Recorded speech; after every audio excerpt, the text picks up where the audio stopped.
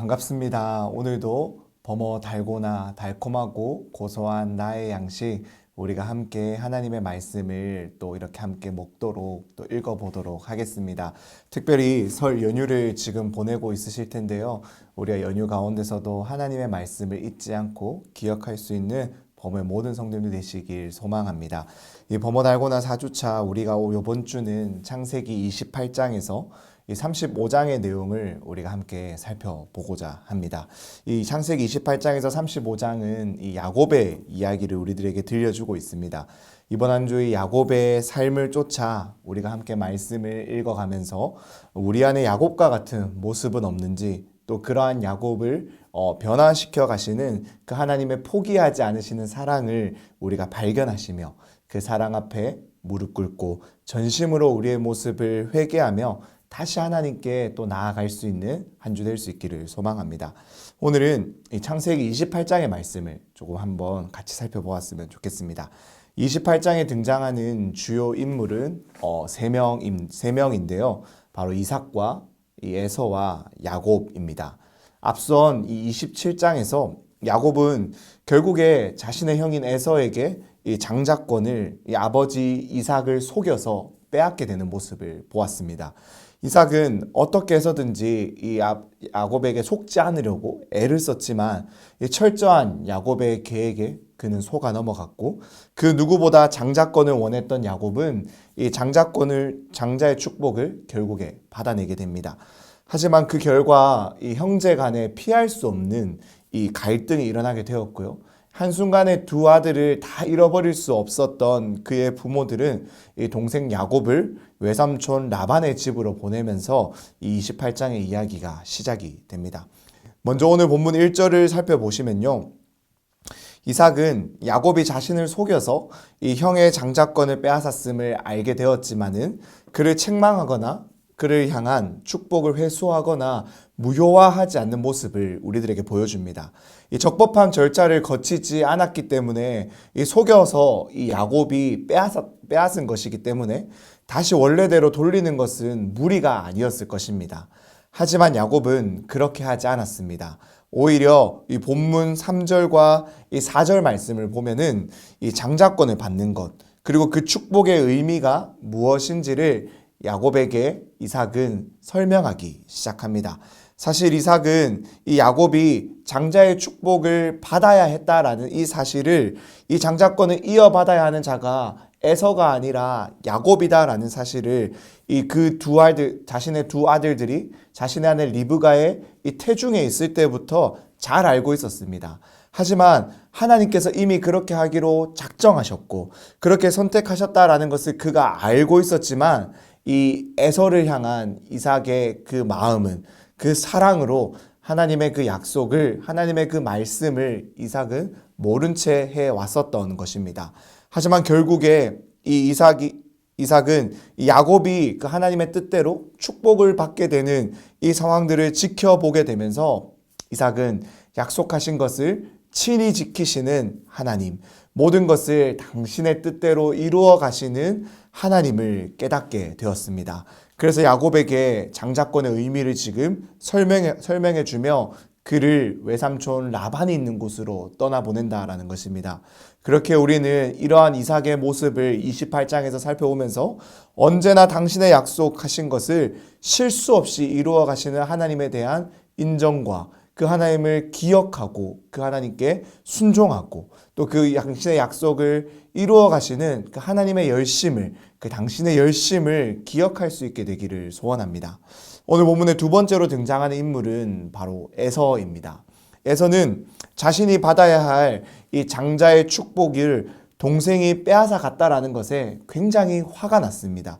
그리고 분노했습니다. 그래서 그는 곰곰이 왜 내게 이러한 일이 일어났을까? 그리고 왜 우리의 부모는 내 아버지는 이러한 일을 무효하지 않을까? 되돌리지 않을까를 곰곰이 생각해 보았었던 것 같습니다. 그래서 그가 이제 자신에게서 발견한 문제가 무엇이었냐라고 이제 생각하게 된 그 이유가 무엇이냐면 오늘 보면 8절과 9절에 등장하는 내용인데요. 바로 나의 부모님은 내가 가나안 여인들과 결혼한 것을 못마땅하게 여기는구나 라는 것이었어요. 그래서 에서는 이 자신의 힘으로 그 부모가 못마땅하게 여기는 것을 다시 되돌리기 위해서 어떠한 일을 벌이냐면요, 바로 친족인 이 이스마엘의 딸들과 결혼을 하는, 부모가 원하지 않았고 아무도 그것을 말하지 않았지만 그렇게 결혼을 하는 모습을 보여주며 자신의 문제를 해결하려 했다는 것입니다. 하지만 에서의 상황은 전혀 변하지 않았습니다. 왜 그럴까요? 에서는 이 모든 일에 뒤에서 일하고 계시는, 이 모든 일에 섭리하고 계시는, 그래서 당신의 약속을 친히 이루어 가시는 하나님을 보지 못하기 때문입니다. 그저 자신의 눈으로만 보았을 때 이렇게 하면은 문제가 해결될 수 있겠지라고 그가 생각을 했기 때문에 에서는 정말로 왜 자신의 아버지 이삭이 왜 야곱을 축복하고 그에게 장자권의 의미를 설명하고 그렇게 떠나게 되었는지에 대해서 묻지 않았고 그것을 궁금해하지 않았고 오히려 자신의 힘으로 새로운 결혼 생활을 통해서 부모의 마음을 얻으려 했다라는 것입니다. 그저 문제를 자신의 힘으로 해결하려고 했던 모습을 보이고 있다라는 것입니다. 이 지점에서 우리도 우리의 모습을 한번 돌아볼 수 있기를 원합니다. 우리도 우리의 문제를 혹시 우리의 힘만으로 해결하려고 하고 있지는 않습니까? 우리의 관점이 아니라, 우리의 힘으로가 아니라 우리의 모든 문제의 답이 되시는 하나님 앞으로 우리의 모든 문제를 들고 나아가 그에게 질문하며 하나님의 뜻대로 이루어지기를, 해결되기를 구할 수 있는 그러한 마음이 우리에게 있기를 소원합니다. 마지막으로 오늘 본문에 등장하고 있는 우리가 살펴볼 인물은 야곱입니다. 야곱은 자신을 죽이려 하는 이 에서를 피해서 사람들이 잘 다니지 않던 험한 길을 통해서 이 외삼촌 라반을 향해 도망가고 있었습니다. 그러던 중에 그는 지쳐서 돌을 베고 잠을 자게 되었는데 그곳에서 잠을 자다가 꿈을 꾸게 되고 그 꿈 가운데 하나님이 나타나십니다. 그리고 그 하나님은 아브라함과 자신의 아버지 이삭에게 했던 약속을 이어서 야곱에게도 약속하여 주십니다. 이 장자의 축복이 하나님에게도 승인되었다라는 것을, 하나님께서도 야곱을 통해 이 약속을 이어가겠다라는 것을 확인시켜 주신 것입니다. 여기서 야곱은 하나님의 실존에 대한 깨달음을 얻게 됩니다.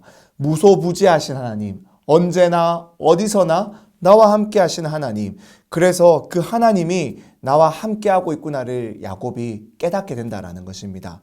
그리고 그는 자신이 고향으로 무사하게 돌아오게 된다면 이 하나님을 인정하고 하나님께 예배하겠다라고 약속을 합니다. 하지만 이 부분을 여러분들 다시 한번 자세히 잘 읽어보시길 원합니다. 야곱은 꿈에 자신을 찾아온 하나님을 만났으며 그리고 깨닫게 됨으로써 그의 삶이 변화되는 것처럼 보이지만 그는 여전히 아직 아무것도 변하지 않았고 철저하게 자기중심적인 모습을 보이고 있습니다. 그것을 우리가 어떻게 알 수가 있을까요?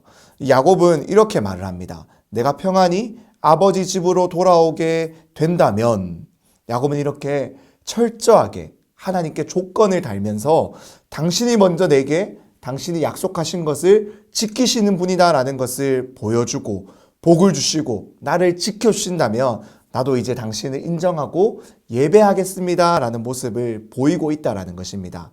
이렇게 야곱은 하나님을 두 눈으로 그가 직접 만났지만 그의 삶이 여전히 변하지 않았다라는 것을 우리는 오늘 본문을 통해서 볼 수가 있습니다.